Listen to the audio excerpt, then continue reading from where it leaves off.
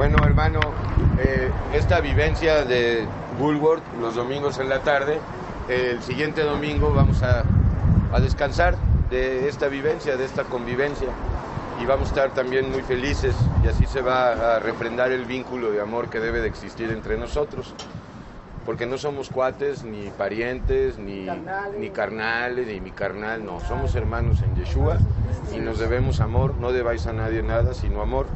Y pues los que estén padeciendo la prueba del calor, pues bienaventurados son, y los que por el calor blasfeman y maldicen, pues ya cayeron de la gracia de Dios, porque Dios puede elevar el nivel ahorita de los rayos solares y nos achicharramos. De hecho bien, el gran calor va a quemar a muchos, y esos muchos son cainitas, porque no se van a arrepentir, ¿verdad, Miguel? Apocalipsis 16. Bueno, hermano, pues vamos a ver justamente Aquellos que no se arrepintieron siguieron blasfemando el nombre. Siguieron blasfemando, así es. Para que no te quede duda, que los cainitas existen. Vamos a Apocalipsis 2, por favor. Mensaje a Éfeso, o a la iglesia que, pues sabemos que Pablo fundó, porque hay una carta, ¿verdad, Miguel? Carta a los Efesios. Apocalipsis 2, el mensaje a la iglesia situada en Éfeso. Hemos dicho que los mensajes a las iglesias son para todas las iglesias, puesto que no son 7 iglesias, sino 7 edades de la iglesia, que es muy distinto. Esta primera edad de Éfeso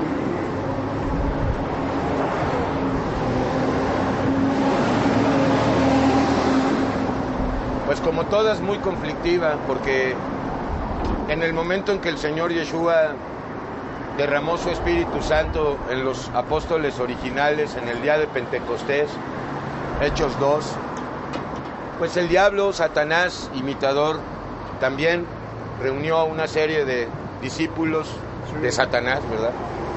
Y abrieron una iglesia. Esa iglesia, con el devenir del tiempo y el paso del tiempo, es lo que hoy vemos. O sea, lo que empezó en realidad con Diótrefes, porque él es el prototipo del primer papa.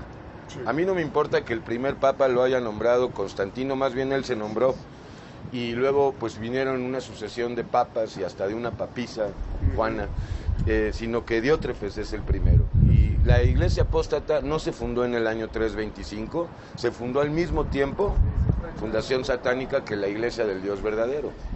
Tenemos el registro de Diótrefes. Vamos a ver el mensaje a Éfeso, hermano. Es para nosotros. No, Apocalipsis 2, del 1 al 7.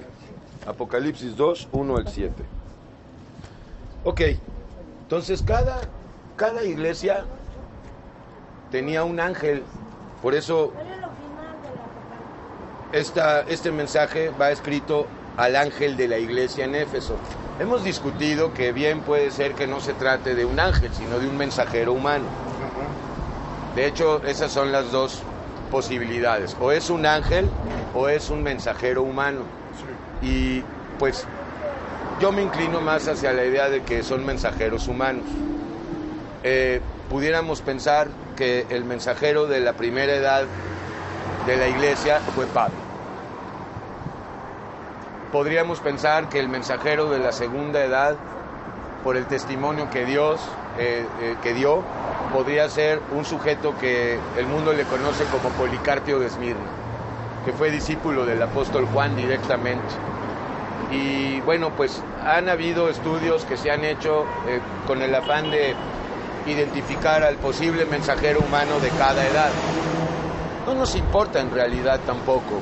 Hay quienes dicen que el mensajero de la edad de Tiatira fue Martín Lutero, pero es irrelevante. Lo que importa es entender el mensaje que va a todas las iglesias. Y además el que nos da el mensaje, pues es Dios directamente. Así es, hermano, porque escribe el ángel de la iglesia en Éfeso. Tú ya le preguntarás al Señor si son ángeles o son mensajeros humanos.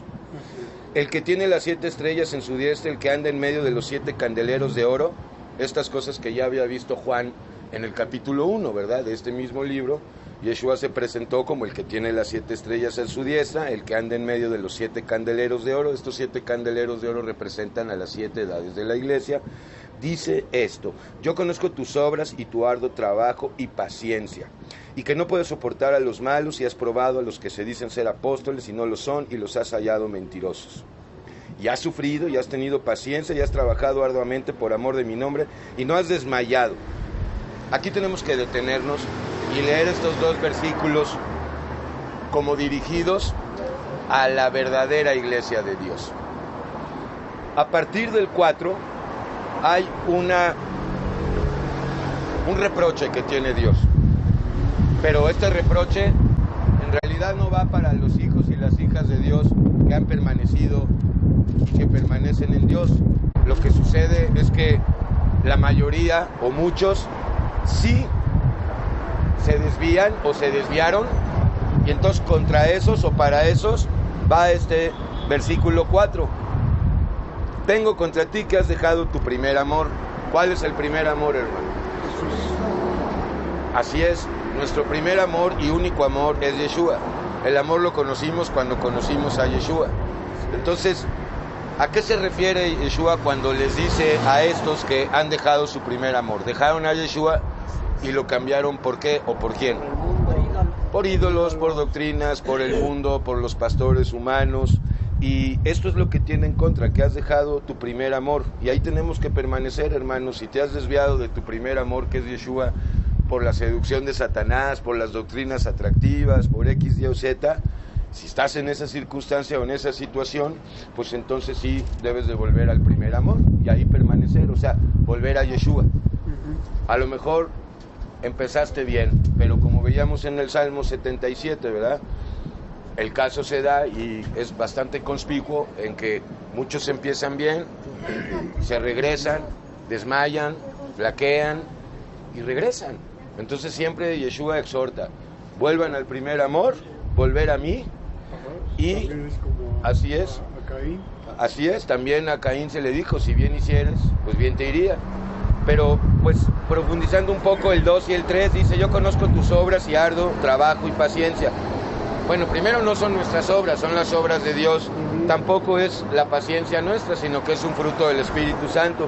Estas cosas encomia y elogia a Dios, y está muy bien. Conoce tus obras, que no son nuestras obras, sino las de Él. Tu arduo trabajo por el Evangelio, ¿verdad? Por el reino de Dios, no tu trabajo en tu oficina, no se refiere a ese trabajo. Y que no puedes soportar a los malos, y has probado a los que se dicen ser apóstoles y no lo son, y los has hallado mentirosos. ¿Quiénes son los que se dicen ser apóstoles y no lo son? Pues todos los de la iglesia apóstata que se hacen llamar pastor. Sí, aquí vamos a hablar del nicolaísmo, que es hablar de jerarquías. Pero aguas con esto, porque dice,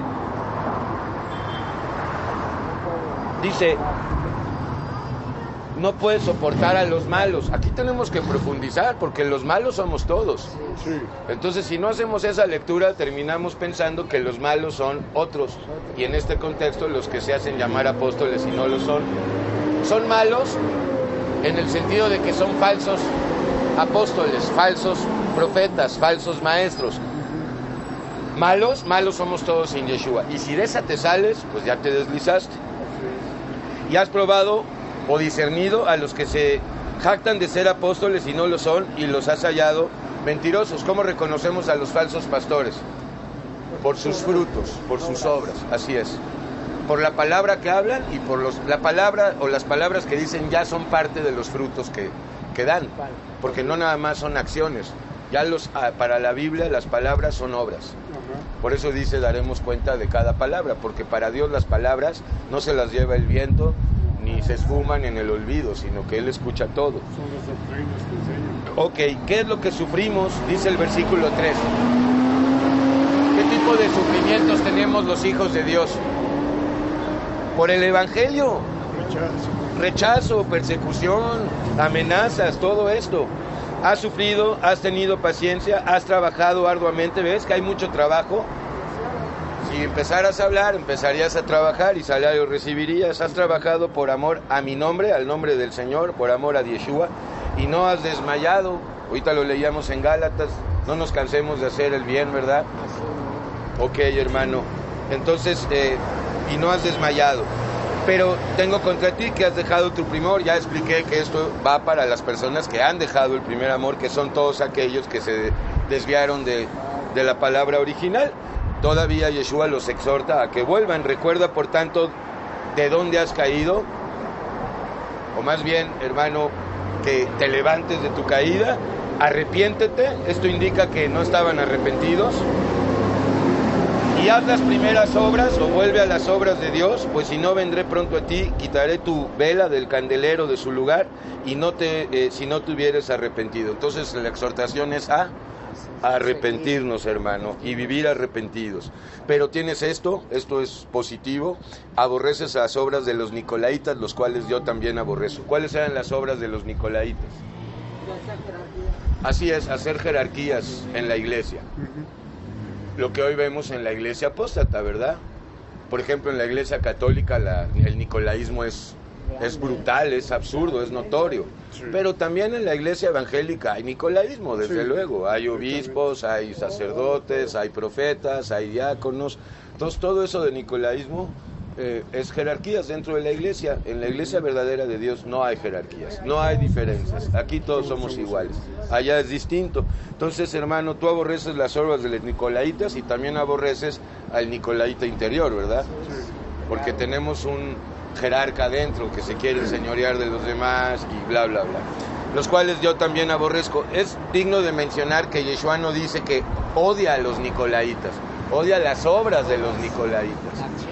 ¿Ok? Dios odia a la homosexualidad, pero no a los homosexuales. ¿Entiendes? Dios ama al pecador, pero aborrece el pecado.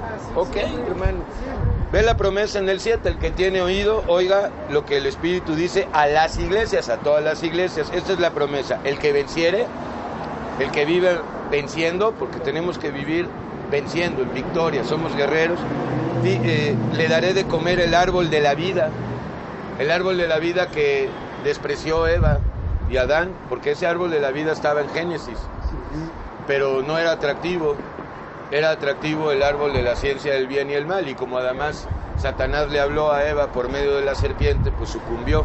Ahora, dice: al que venciere le daré de comer el árbol de la vida, el cual está en medio del paraíso de Dios. ¿Quieres verlo? Vamos a Apocalipsis 22, 1 al 5. Ahí aparece ese árbol de la vida. Yo espero que tú ya estés comiendo del árbol de la vida, o te vas a esperar a comerlo en el milenio. Apocalipsis 22, 1 al 5. Estás comiendo ya del árbol de la vida, ¿no? Es espiritual, está muy bueno, ¿verdad? Mejor que los plataneros, mejor que los cocoteros, mejor que el peral, que el manzanar, que los olivos, los árboles de olivos, ok. Ve este árbol de vida en el 22:1-5, el último capítulo de la Biblia. Después me mostró un río limpio de agua de vida. ¿Quién es el río limpio de agua de vida? Es Yeshua, pero aquí en este contexto es un río literalmente que está y resplandeciente como cristal, que salía del trono de Dios y del Cordero, que es Dios. En medio de la calle de la ciudad, a uno y a otro lado del río, estaba el árbol de la vida, ese que promete que si tú vences vas a comer y vas a recibir su fruto, que es para sanidad también. Acá está, ese fruto o ese árbol de vida produce 12 frutos, dando cada mes su fruto. Cada mes damos más y más frutos, cada día, ¿no? Y las hojas del árbol eran para la sanidad de las naciones. Bueno, pues si quieres sanidades con el árbol de la vida, cualquier tipo de sanidad. Para empezar, la importante, que es la sanidad del alma. En cuanto a la sanidad corporal, Dios hace lo que quiere con nuestros cuerpos, hermano. Ok, hermano. Y para la sanidad de las naciones. Perfecto, pues nada más era enseñarte que este árbol de la vida aparece en el 22. Demos gracias, Padre, aquí estamos, Señor, en tu nombre. Gracias porque tú eres el árbol de la vida, Señor. Sabemos que mucho tiempo, Señor, pues te despreciamos porque no alcanzábamos a ver, Señor. Nada más veíamos el pecado, nada más veíamos las cosas que teníamos enfrente, Señor. Pues gracias, Yeshua, porque hoy has descorrido el velo de tal manera que podemos verte, Señor, verte por la fe, Señor. Gracias por la vida de Miguel Salinas, gracias por la vida de Fernando García Osorio. Pedimos por él sanidad, Señor, que empiece a comer de ti, Señor, árbol de vida, Señor, que sana y da frutos de vida, Señor. Por Chucho García, gracias. Por Delfino el Amado, pedimos por Bonfilio, por Johnny, que aquí está, más bien Jimmy, pedimos por Jaime y por su vida en tu nombre. Por Johnny, aquí está también Juan, gracias por traerlo, por Socorro, por Trinidad, pedimos por el tío caso de Socorro y de Trinidad. Pedimos por Rafa, que aquí está, gracias por Ángel Fabiani, que también lo traes, Señor, por Alejandra, por el vecino, por José Luis, por Pedro. Pedimos, Señor, pues tu sanidad, Señor, pues en todos los sentidos, Padre. Gracias y en tu nombre, Jesús. Amén. Amén, hermano.